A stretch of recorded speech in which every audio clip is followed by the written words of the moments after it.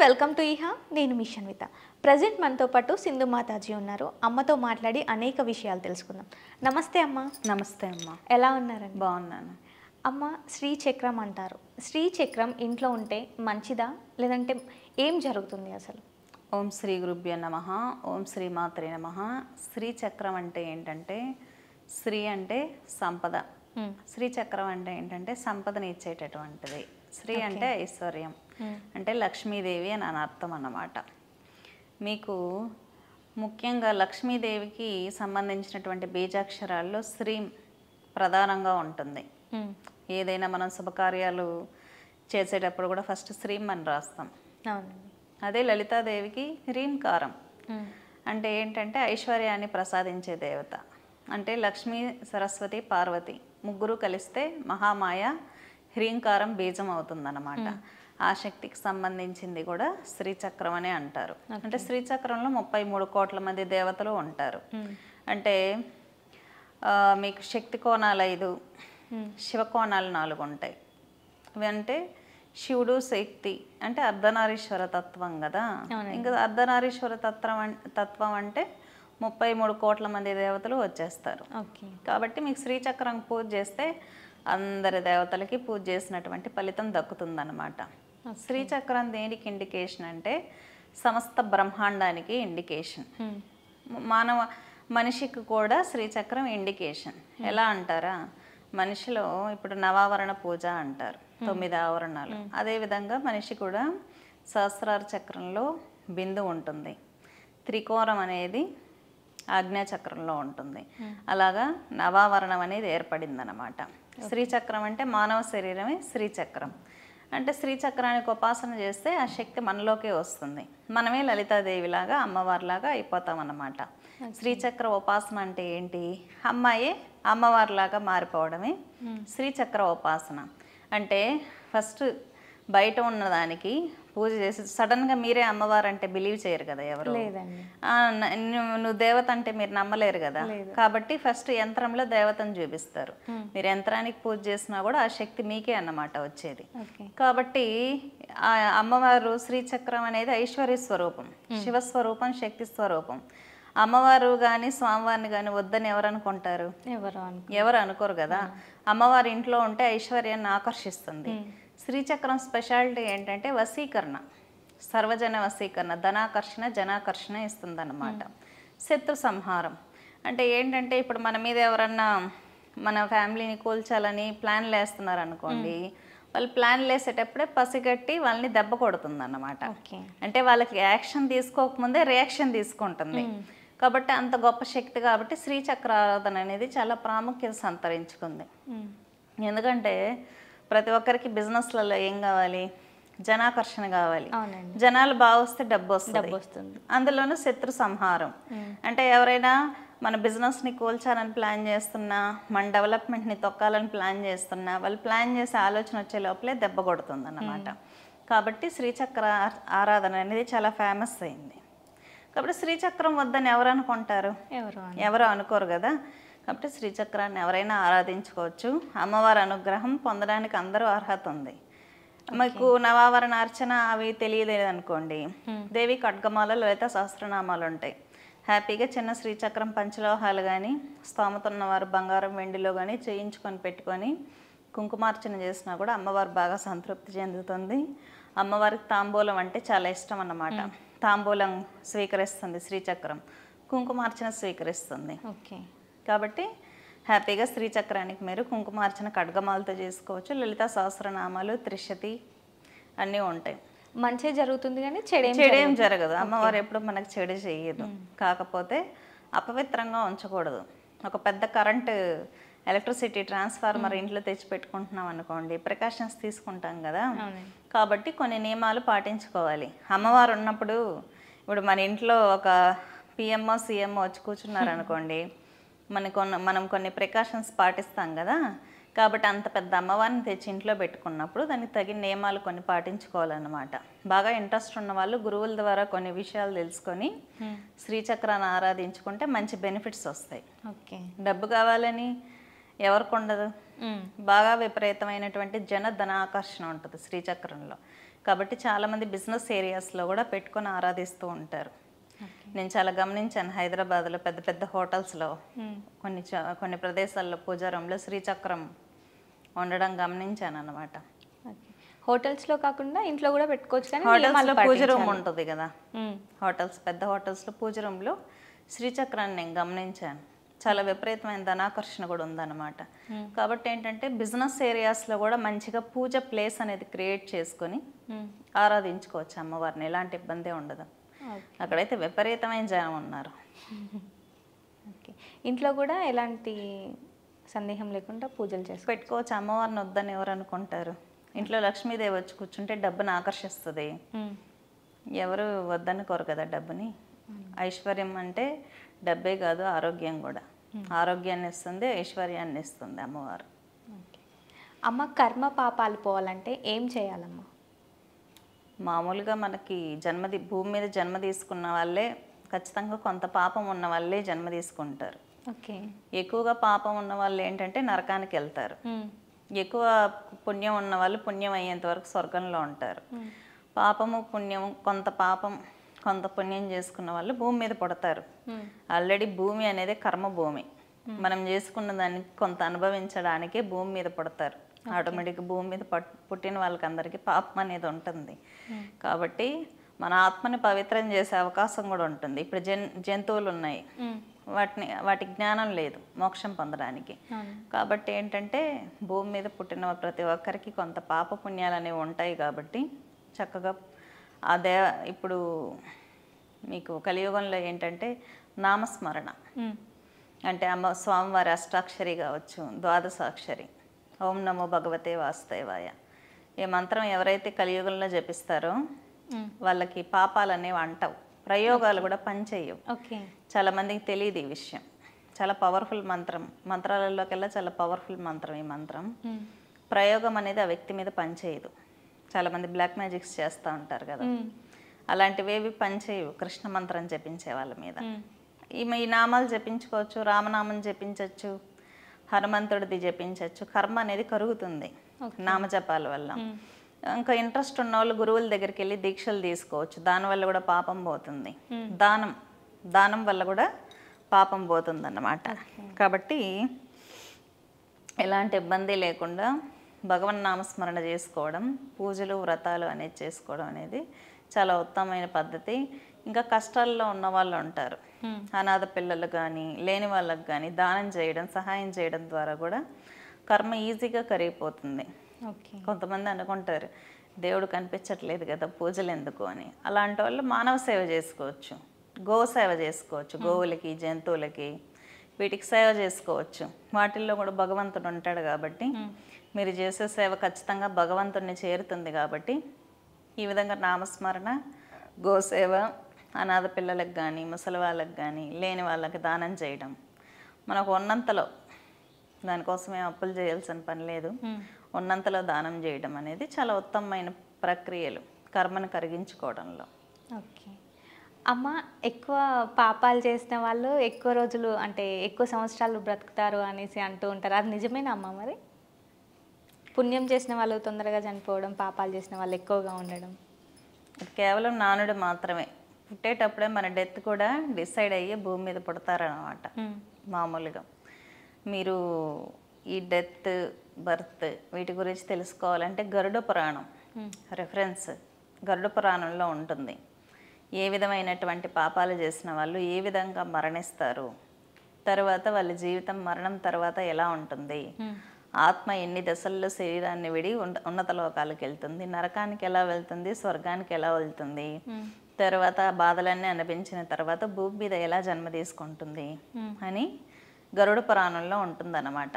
ఒక ఆత్మ యొక్క ప్రయాణం, ముక్తి, మోక్షం గురించి, మళ్ళీ తిరిగి అది జన్మ తీసుకునేటటువంటి విధానం. మనం పుట్టేటప్పుడే మన డెత్ డేట్ కూడా డిసైడ్ అయ్యే ఉంటుంది, మనమే డిజైన్ చేసుకుంటాం కూడా అది.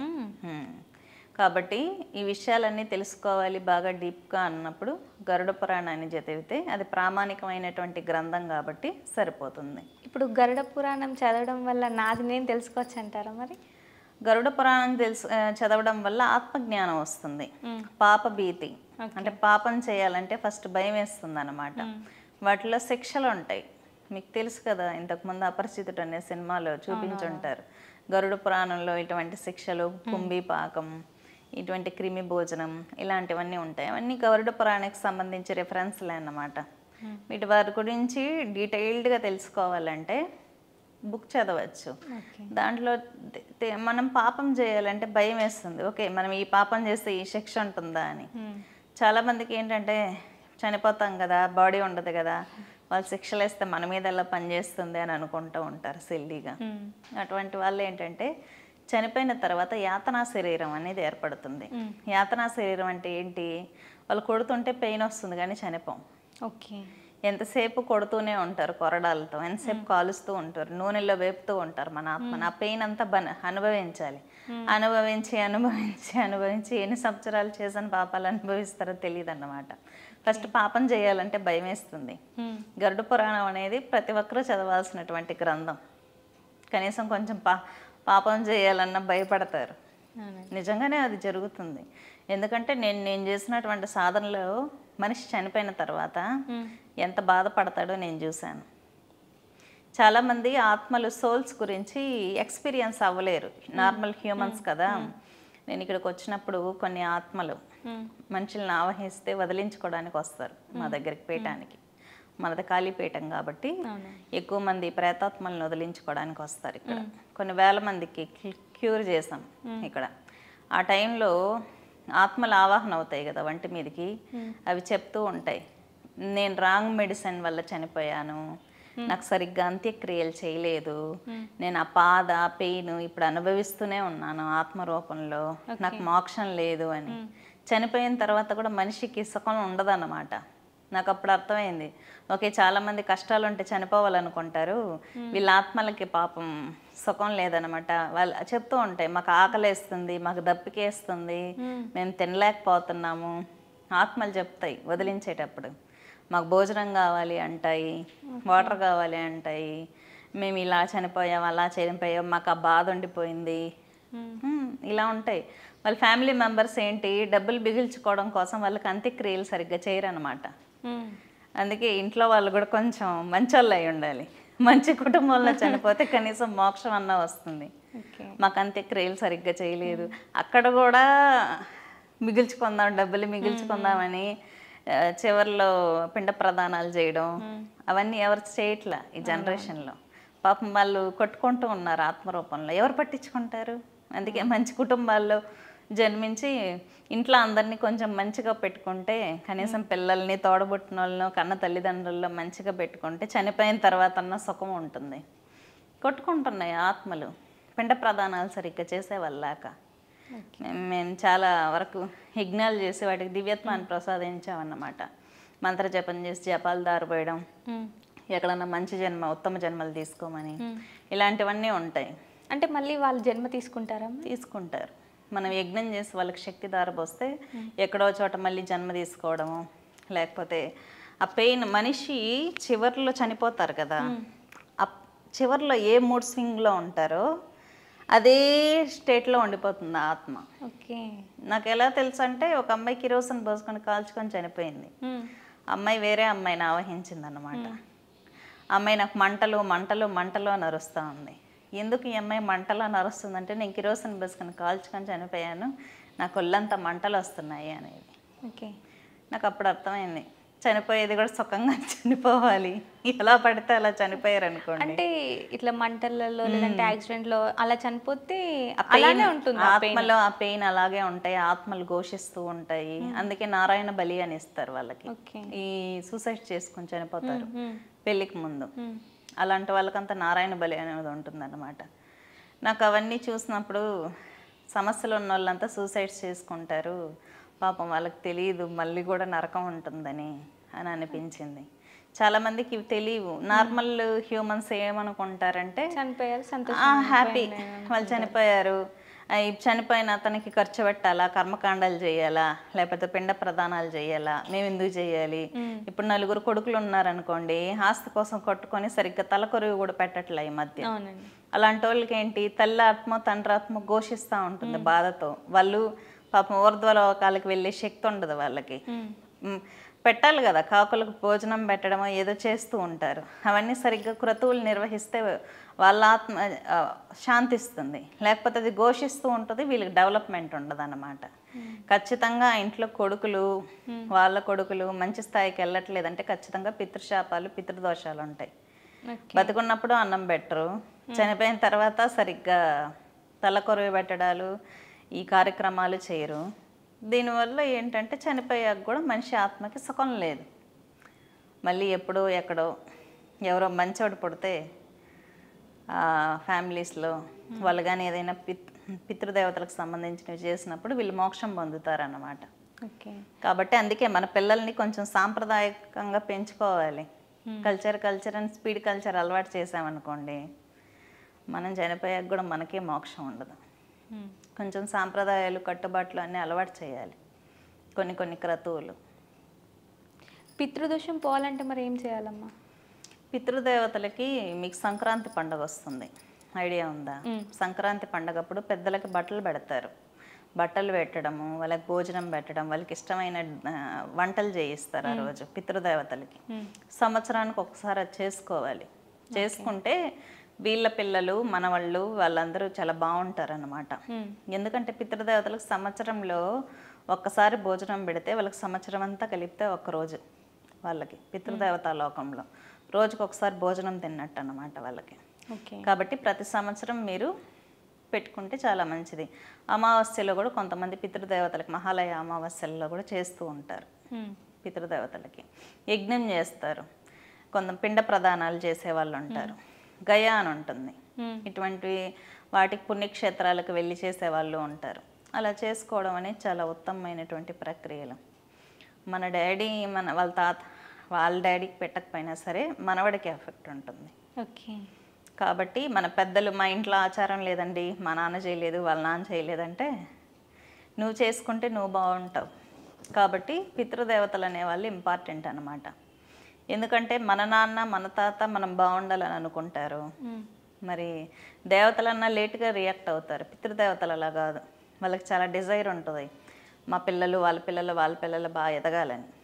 కాబట్టి పితృదేవత ఆరాధన అనేది తొందరగా మనకి బెనిఫిట్ అన్నమాట, మంచి జరుగుతుంది తొందరగా. నేను కూడా ఎప్పుడైనా ఏదైనా సమస్యలు ఉన్నప్పుడు వెళ్తూ ఉంటాను, మా తాతల సమాధుల దగ్గరికి వెళ్తూ ఉంటాను, పితృదేవతల సమాధుల దగ్గరికి వెళ్ళి ప్రార్థన చేస్తూ ఉంటాను అన్నమాట, బ్లెస్సింగ్స్ కోసం. ఎందుకంటే వాళ్ళు మనం బాగుండాలని ఎక్కువగా కోరుకునేవాళ్ళు మన పితృదేవతలు. అమ్మ, ఇప్పుడు మీరు చాలా మందికి ఆత్మలను తీశారు, వాళ్ళు మీతో మాట్లాడరు. ఆత్మలు ఎక్కువ ఏ టైప్ ఆఫ్లో చనిపోవడం జరిగిందమ్మా? ఈ ఆత్మలన్నీ ఏంటంటే మామూలుగా ఎక్కువగా సూసైడ్ చేసుకున్న వాళ్ళే ఆత్మలుగా అవుతారు. సూసైడ్స్ చేసుకున్న వాళ్ళు, యాక్సిడెంట్లలో చనిపోయిన వాళ్ళు, కోరికలు తీరకుండా చనిపోయిన వాళ్ళకి ఏంటంటే చాలా పెయిన్ఫుల్ డెత్ కదా అది, చాలా పెయిన్ఫుల్ డెత్. అటువంటి పెయిన్ఫుల్ డెత్తో చనిపోయిన వాళ్ళే ఆత్మలుగా మారుతారు. కొంతమంది మీద ప్రయోగాలు చేసి బలవంతంగా చంపుతారు. అటువంటి వాళ్ళకి ఆయుష్ తీరదు కదా, మరి బాడీ స్పాయిల్ అయిపోతుంది. అటువంటి వాళ్ళందరూ కూడా ఆత్మలుగా మారుతారు. ఇవన్నీ నేను సొంతంగా చూసినవి, ఎక్కడ బుక్స్లో లేవు. నేను ఎక్స్పీరియన్స్ అయిన విషయాలు చెప్తున్నాను. మామూలుగా నేను దేన్ని బిలీవ్ చేయను, చూస్తే కానీ ఎక్స్పీరియన్స్ అయితే కానీ నేను బిలీవ్ చేయను అనమాట. కాబట్టి నేను ఎక్స్పీరియన్స్ అయిన విషయాలు ఇవన్నీ. మళ్ళీ బాగా పూజలు చేసిన వాళ్ళు చనిపోయి ఉంటారు, వాళ్ళకు కూడా పవర్ ఉంటుంది, పిలిస్తే వస్తారు. మన అమ్మ కానీ అమ్మమ్మ కానీ బాగా పూజలు చేసి చనిపోయి ఉంటారు కదా, వాళ్ళని మనం జపం చేసినప్పుడు పిలిస్తే మనకు కనెక్ట్ అవుతారు. స్వప్న దర్శనాలు ఇవ్వడం, ధ్యానంలో దర్శనాలు ఇవ్వటం. ఇప్పుడు మీ అమ్మమ్మ బాగా పూజలు చేసి చనిపోయింది అనుకోండి, ఏదైనా సమస్య వచ్చినప్పుడు మనం ప్రార్థన చేస్తే వాళ్ళు మనకు కనిపిస్తారు స్వప్నంలో. ఎలా చేయాలంటారు మరి? దాన్ని చేయొచ్చు, అమ్మవారి ముందు కూర్చొని మొక్కుకోవచ్చు. దివ్యత్వం కలిగిన ఆత్మలు కదా, వాళ్ళని దివ్య ఆత్మలు అంటారు. బాగా పూజలు చేస్తుంది చనిపోయిన వాళ్ళు దేవగణాలు అవుతారు అన్నమాట. కాబట్టి మనం ఏదైనా సమస్య ఉంటే వాళ్ళ పేరు పెట్టి మనం పూజలు ఆవాహన చేస్తే మనకు ధ్యానంలో అయినా, బాగా ఉపాసనా బలం ఉండాలి కానీ ధ్యానంలో అయినా దర్శనాలు ఇస్తారు, లేకుంటే నిద్రపోయే టైంలో అయినా మనకు కనపడతారు. వాళ్ళు కనపడి మనకు సమాధానాలు చెప్తారన్నమాట. నమ్మకం ఉండాలి అంతే. బాగా సాధనలో హై స్టేజ్లో ఉన్న వాళ్ళు ఎవరితోనైనా కమ్యూనికేట్ అవ్వగలరు యాస్ట్రల్లో, సూక్ష్మలోకాల్లో. ఓకే. లేదు నార్మల్గా ఉన్న ఆడవాళ్ళు కూడా వాళ్ళ ఇంట్లో అత్తయ్యో లేకపోతే అమ్మో అమ్మమ్మో కూడా కనెక్ట్ అవుతారు. ఎందుకంటే వాళ్ళ జీన్స్ కదా, బ్లడ్ రిలేషన్ కదా, అవును. ఖచ్చితంగా కనెక్ట్ అవుతారు. ఓ 11 రోజులు సాధన చేస్తే చాలు. ఓకే. అమ్మ, ఇప్పుడు కొంతమంది హాస్పిటల్లోనే ఉండి ట్రీట్మెంట్ తీసుకుంటూ చనిపోతూ ఉంటారు. మరి వాళ్ళ ఆత్మ ఎలా ఉంటుంది? బాగా హింసపడి చనిపోతారు కదా, వాళ్ళు చాలా అచంచలంగా ఉంటారు. టార్చర్ పడి ఎప్పుడు చనిపోకూడదు. నేనైతే అది తెలుసుకున్నాను.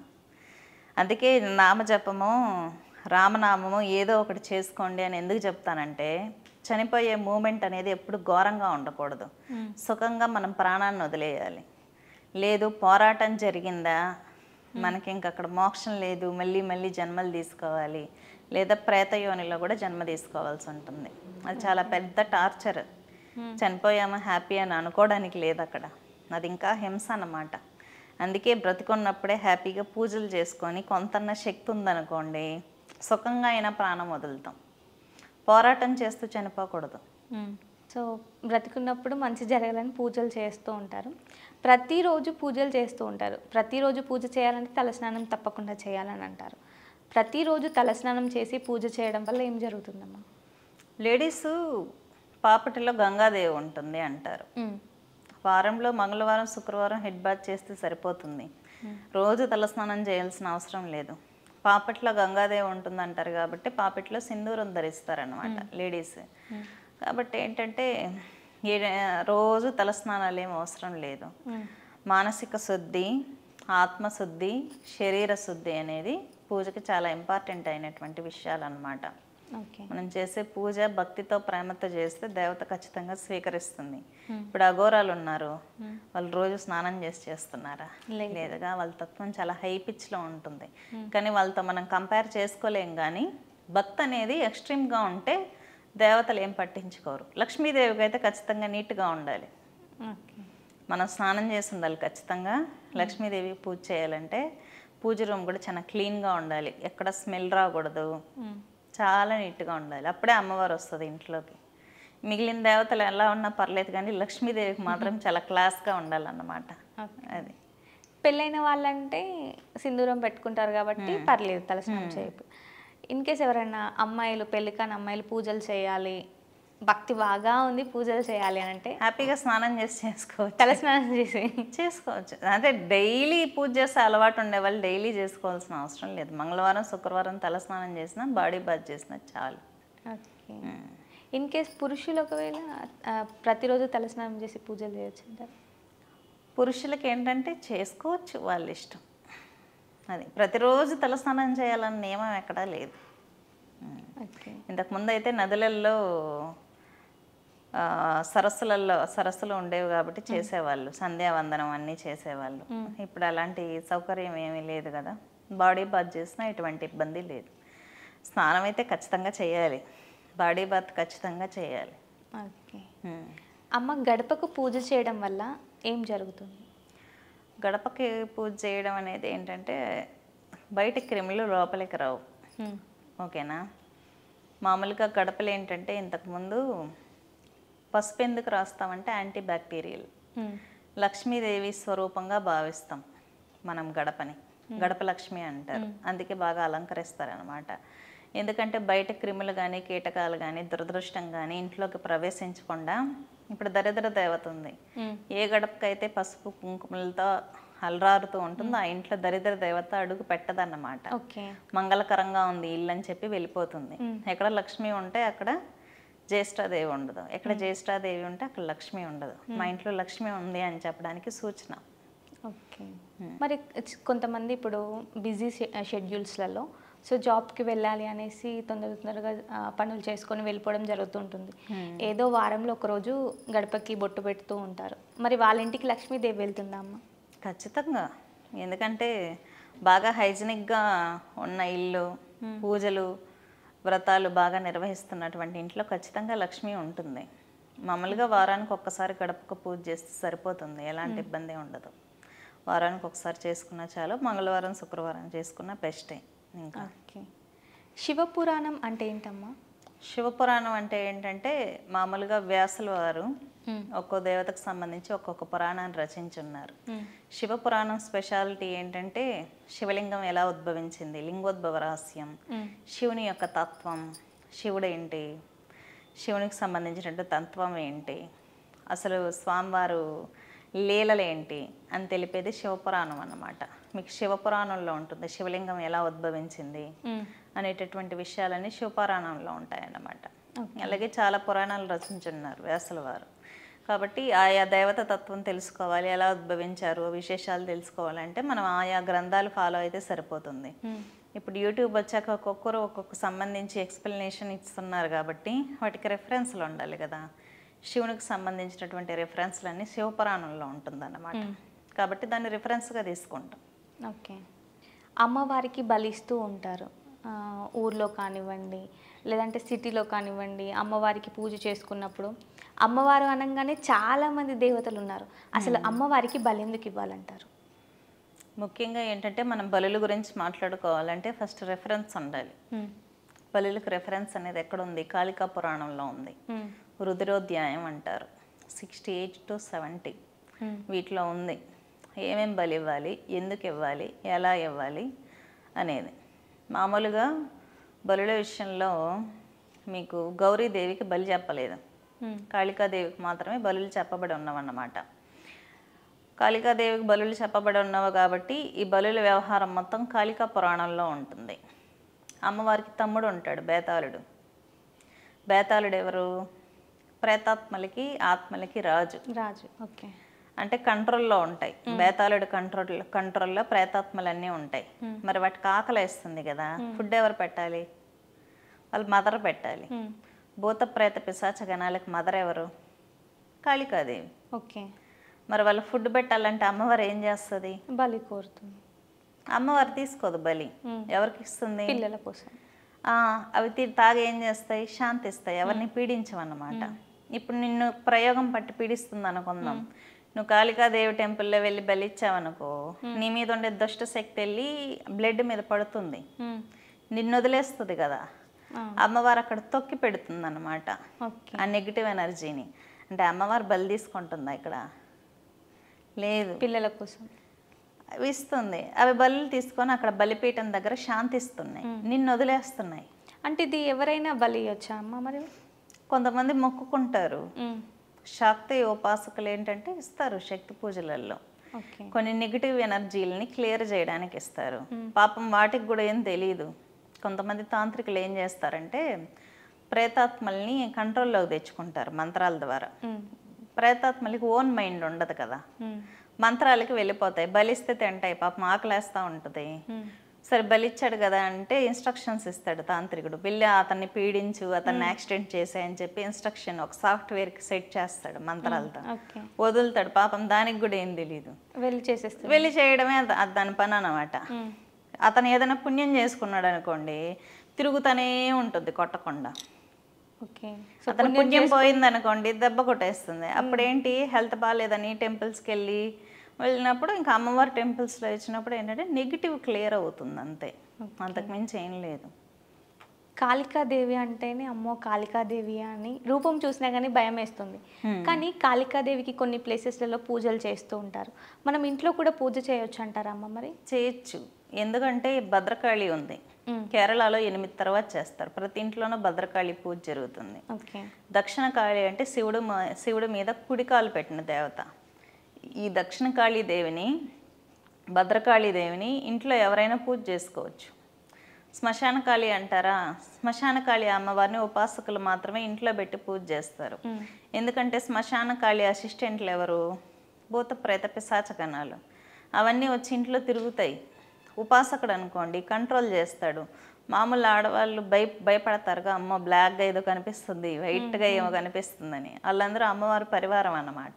ఓకే. భయపడతారు కాబట్టి శ్మశాన కాళి ఇంట్లో చేయరు, శ్మశానం దగ్గర అడవుల్లోనూ సాధన చేసుకుంటారు. కాబట్టి పెద్ద పెద్ద కాళికల్ని చేయరు అన్నమాట ఇంట్లో. దక్షిణ కాళిని పెట్టుకోవచ్చు. పాసం అంకుశం ధరించి త్రిశూలం పాత్రం పెట్టుకొని ఉంటుంది భద్రకాళి. ఆకారం కూర్చొని నవ్వుతూ ఉంటుంది అమ్మవారు, ఆకారాన్ని కూడా పెట్టుకొని పూజ చేసుకోవచ్చు. ఓకే. ఈ 2 కాలికలను మిగిలిన కాలికలను బయట చేసుకోవచ్చు క్షేత్రాలలో అలాగా. లక్ష్మీదేవి మన ఇంటికి రావాలి అని అంటే చాలా పూజలు ఉన్నాయి, కానీ అందులో బెస్ట్ పూజ ఏదైనా ఉందా అమ్మ? నాకు బాగా రిజల్ట్ వచ్చింది తాంత్రిక మహాలక్ష్మి పూజ. తాంత్రిక మహాలక్ష్మి అంటే ఎవరు? కమలాత్మిక అన్నమాట. ఓకే. ఈ అమ్మవారికి పూజ చేసినప్పుడు ఏంటంటే నాకు మంచి రిజల్ట్స్ వచ్చాయి. ఈ అమ్మవారు ఏంటంటే ఉగ్రంగా ఉంటుంది, లక్ష్మి స్పీడ్గా వస్తుంది మనకు డబ్బులు. ఈ అమ్మవారిని బాగా పూజ చేసామంటే. మరి ఎలా పూజ చేయాలంటారమ్మా? కమలాత్మిక ఖడ్గమాల అని ఉంటుంది. ఎవరికైనా అప్పులు దొరకట్లేదు అనుకోండి, ఎంత ట్రై చేసినా కమలాత్మిక ఖడ్గమాల చేస్తే అప్పు దొరుకుతుంది. బాగా ఎమర్జెన్సీ, డబ్బులు రావట్లేదు అనుకున్న వాళ్ళు కమలాత్మిక ఖడ్గమాల చేస్తే వస్తాయి. కమలాత్మిక స్తోత్రం, కమలాత్మిక అష్టోత్తరం అంటారు. వీటితో పూజ చేస్తే ఐశ్వర్యం వస్తుంది, డబ్బులు వస్తాయి. ఎందుకంటే నాకు మంచి రిజల్ట్ ఇచ్చింది కాబట్టి చెప్తున్నాను. ఓకే. డబ్బు రావాలి సమయానికి, అప్పైనా ఎలాగైనా కొంతమంది అప్పడితే కూడా దొరకదు. ఎందుకంటే ఇప్పుడు అప్పులు అడిగితే కూడా లీగల్ కేసులు వేసేస్తున్నారు కాబట్టి ఎవరు ఇవ్వట్లా. ఖడ్గమాల చేస్తే వస్తుంది. ఏదైనా ఎమర్జెన్సీ అయితే డబ్బులు కావాలంటే వస్తాయి. ఒకవేళ చేసిన అప్పు పోవాలంటే ఏం పూజ చేయాలమ్మా? అష్టోత్తరాలు. ఓకే. అష్టోత్తరం కానీ కనకదార కానీ, స్త్రీ సూక్తం అయితే వేదం ప్రకారం ఉంటుంది, హై పిచ్ లో పిచ్ ఉంటుంది. కాబట్టి ఏంటంటే వేదం అందరికీ రాదు కాబట్టి మనకు స్తోత్రాలు కానీ శ్లోకాలు కానీ అష్టోత్తరాలు కానీ బెస్ట్. కమలాత్మిక. ఓకే అమ్మ, చేతికి గీతలు ఉంటాయి కదా, గోమూత్రం చేతికి తగిలినప్పుడు చేతి గీతలు కూడా మారతాయి, జీవితాలు మారతాయి అంటున్నారు, అది నిజమేనా అమ్మ? మీకు గోమయము గోమూత్రంలో ఎవరుంటారు? లక్ష్మీదేవి ఉంటుంది. కాబట్టి ఏంటి, ఐశ్వర్యం సిద్ధిస్తుంది అనేదానికి ఆ నానుడి అన్నమాట. ఓకే. మనం ఇంట్లో ఏం చల్లుతాం? గోమూత్రం. మనం ఆయుర్వేదంలో గోమూత్రం తాగితే కడుపులో కొన్ని క్లియర్ అవుతాయి అని ఉంటుంది, తెలుసా మీకు? స్టమక్లో కొన్ని హెల్త్ ప్రాబ్లమ్స్ ఉంటే కూడా క్లియర్ అవుతాయి గోమూత్రం తాగిన వాళ్ళకి. ఇంతకుముందు మనం గోమయంతో ఇల్లు కల్లాపు చల్లేవాళ్ళం, బ్యాక్టీరియా వచ్చేది కాదు ఇంట్లోకి, ఎంత హెల్తీగా ఉండేవాళ్ళం.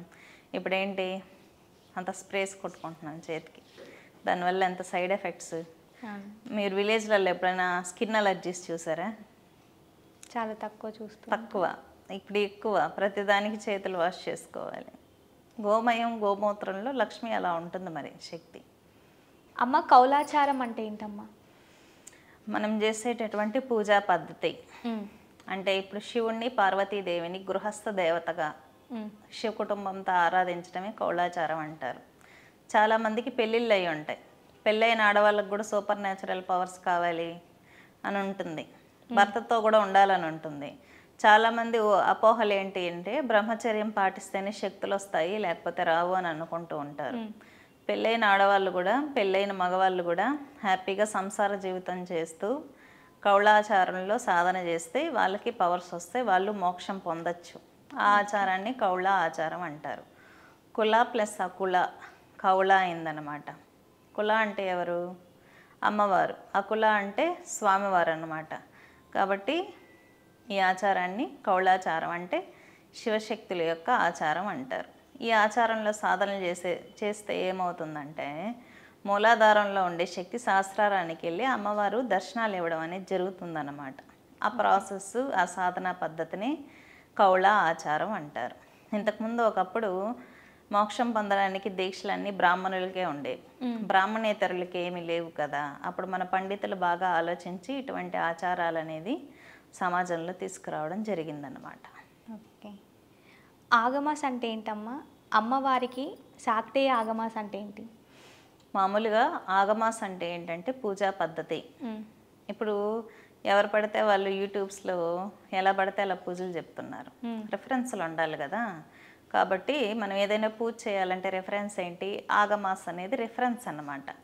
ఇప్పుడు తిరుమలలో పూజ చేయాలంటే వైష్ణవ ఆగమాల ప్రకారం అక్కడ పూజ చేస్తారు ఏదైనా కన్స్ట్రక్షన్ చేయాలన్నా.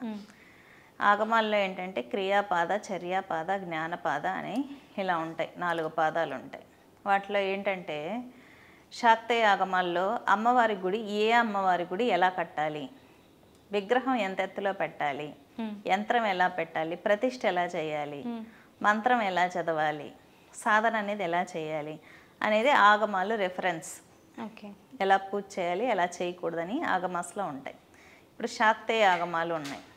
అంటే శక్తి పూజ ఎలా చేయాలనేది శాక్తేయ ఆగమాస్లో ఉంటుందన్నమాట. కాబట్టి శాక్తేయ ఆగమాల్లో 64 ఆగమాలు పార్వతీదేవుడికి స్వామివారు అందించారు. భూమి మీద చాలామంది జనాలు కష్టాలలో ఉంటారు, ఆ సమస్యలు తీర్చుకోవడానికి పరిహారం చెప్పు స్వామి అంటే 64 సమస్యలకి 64 పరిహారాలు చెప్తారు. వాటిని 64 తంత్రాలు అంటారు. అమ్మవారు అడుగుతుంది, ఒక్కో పనికి ఒక్కొక్క తంత్రం ఎక్కడ చేస్తారు, అన్ని పనులు అయిపోయేటట్టు ఒక తంత్రం చెప్పు అని అడుగుతుంది. అప్పుడు స్వామివారు శ్రీ విద్యా తంత్రం చెప్తారు. శ్రీ విద్య అంటే తంత్రమే, తాంత్రిక పూజే. కాబట్టి ఏంటంటే శ్రీ విద్యా తంత్రాన్ని ఇస్తే ఈ తంత్రం ఎవరైతే చేస్తారో, ఈ అమ్మవారికి ఎవరైతే ఉపాసన చేస్తారో వాళ్ళకి సకలం సిద్ధిస్తుంది, భోగము మోక్షము రెండూ సిద్ధిస్తాయని స్వామివారు చెప్తారన్నమాట. వీటిని శాక్తేయ ఆగమాస్ అంటారు. ఓకే. ఆడవారు తంత్రం చేయవచ్చా అమ్మ? ఇప్పుడు లలితా సహస్రనామ, ఇప్పుడు తంత్రం అంటే ఏమనుకుంటున్నారు? పూజలు చేయడం. అమ్మవారికి కుంకుమ వేసినా తంత్రమే. ఓకే.